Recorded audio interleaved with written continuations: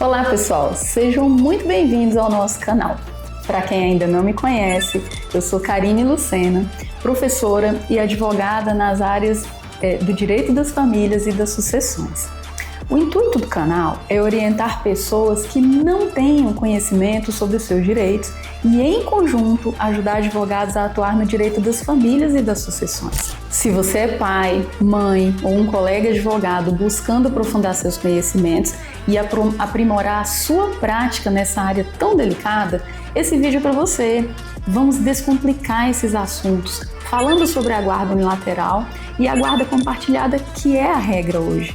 Falando também sobre como o regime de convivência é estabelecido e como a pensão alimentícia se encaixa em tudo isso.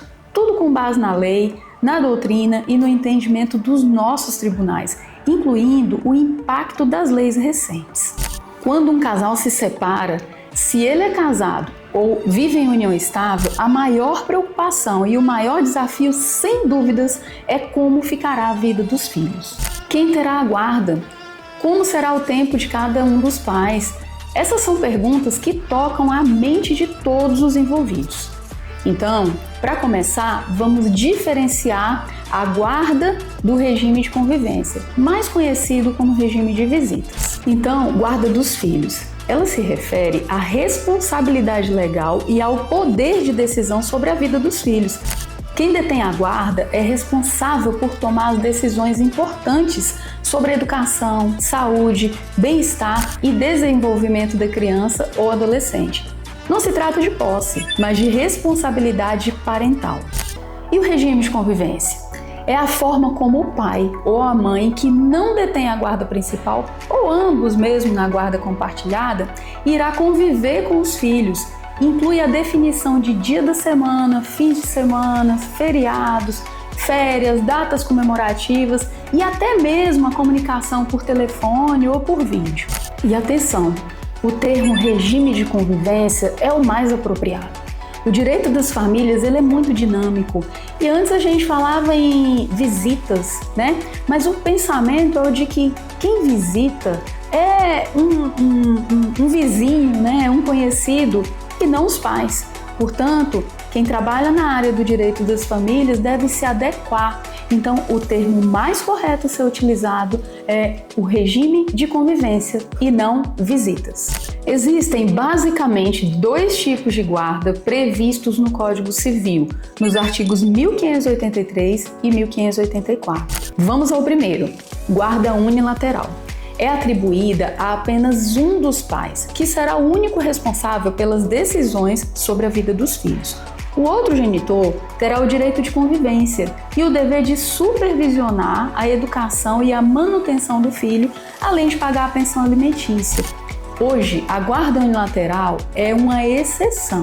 Ela só é deferida quando um dos pais demonstra inaptidão para exercer a guarda ou em situações de grave conflito entre os genitores que inviabilize a guarda compartilhada, sempre visando a proteção da criança. A doutrina e a jurisprudência entendem que a inaptidão deve ser comprovada, não presumida. Agora vamos à guarda compartilhada. É a regra no ordenamento jurídico desde a Lei 13.058 de 2014. Nela, ambos os pais são igualmente responsáveis pelas decisões sobre a vida dos filhos, mesmo que morem em casas separadas. O tempo de convivência com cada genitor deve ser equilibrado, mas não necessariamente igualitário.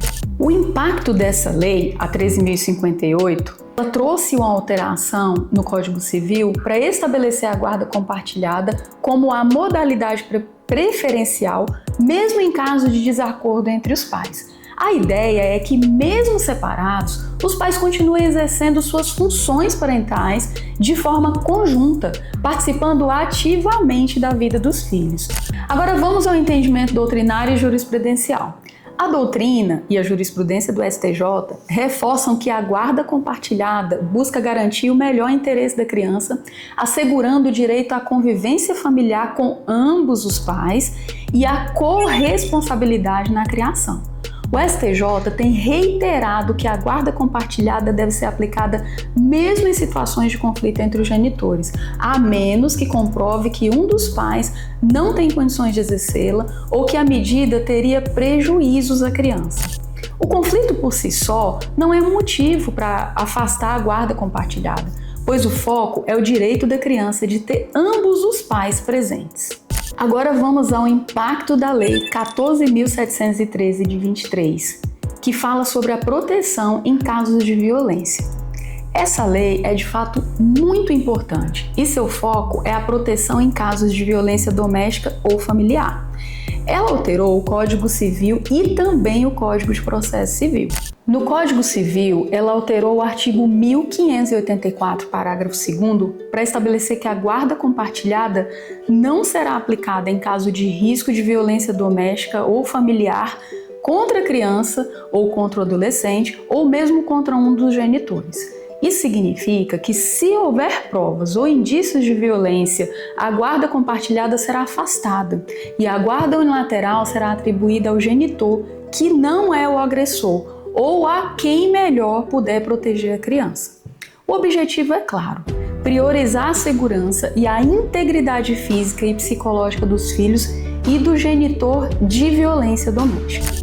Além disso, a Lei 14.713 também alterou o CPC para prever que nas ações de guarda, antes de iniciar a audiência de mediação ou de conciliação, o juiz indagará às partes e ao Ministério Público se há risco de violência doméstica ou familiar, fixando o prazo de 5 dias para a apresentação de provas ou indícios pertinentes. Agora a dica vai para os advogados. É fundamental estar atento a essa alteração. Em casos de violência, a comprovação do risco é essencial para afastar a guarda compartilhada e garantir a proteção da criança. A lei busca evitar que a guarda compartilhada se torne um instrumento de perpetuação de violência ou de exposição à criança a um ambiente hostil. Agora vamos ao regime de convivência. Ele é a materialização da guarda, definindo como o tempo será dividido e como a interação ocorrerá. Ele deve ser estabelecido de forma a garantir um tempo equilibrado com ambos os pais, sempre priorizando o bem-estar da criança. Na guarda compartilhada, o artigo 1584, parágrafo 2º do Código Civil, com a redação dada pela Lei 13.058 de 2014, prevê o seguinte: na guarda compartilhada, o tempo de convivência com os filhos deve ser dividido de forma equilibrada com a mãe e com o pai, sempre tendo em vista as condições fáticas e os interesses dos filhos. Isso não significa necessariamente 50% do tempo com cada um. Pode ser uma semana com um, outra semana com outro, ou durante a semana com um, finais de semanas alternados com o outro.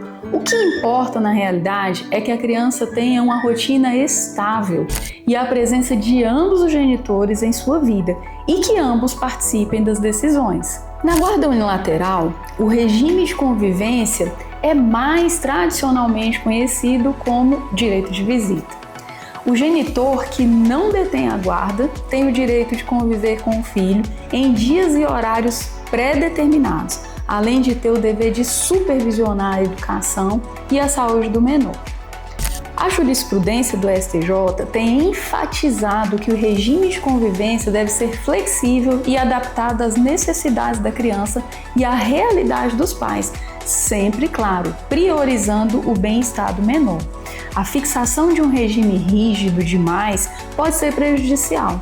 A comunicação entre os pais é fundamental para o sucesso de qualquer dos regimes. Uma dúvida muito comum é se a guarda é compartilhada, ainda há pensão alimentícia? A resposta é sim. A guarda compartilhada não significa que a pensão alimentícia deixa de existir ou que os gastos são divididos exatamente ao meio.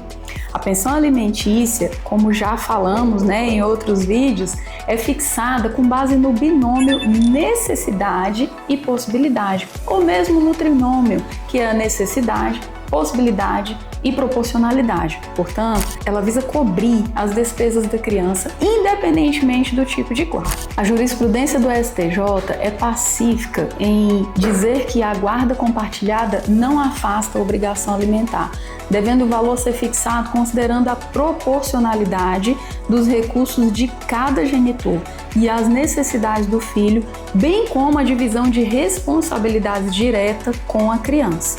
Agora, dicas práticas para os colegas advogados. Para você, quando você for atuar em casos de guarda e regime de convivência que exige a sensibilidade de uma abordagem mais estratégica, priorize o melhor interesse da criança. Esse deve ser o norte de toda a sua atuação. Argumente e construa a petição sempre com base nesse princípio, que é o pilar do Estatuto da Criança e do Adolescente e também do Código Civil. Incentive também a mediação.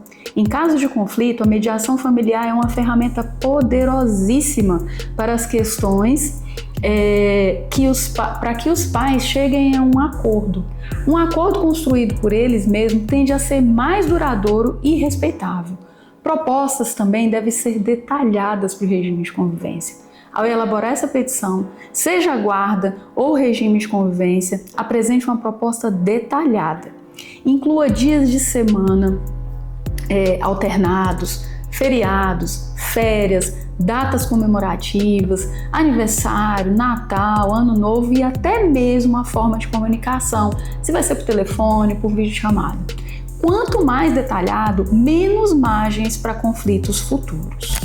Tem também a questão do estudo do psicossocial, que acontece em casos mais complexos ou de grande conflito. Solicite a relação de um estudo psicossocial. É formado aí, por equipes multidisciplinares. São psicólogos e assistentes sociais que podem auxiliar o juiz a entender a dinâmica familiar e a tornar melhor a decisão para a criança.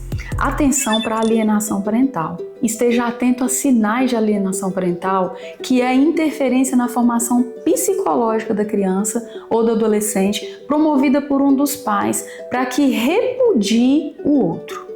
A Lei 12.318 de 2010 trata especificamente desse tema e as consequências são graves.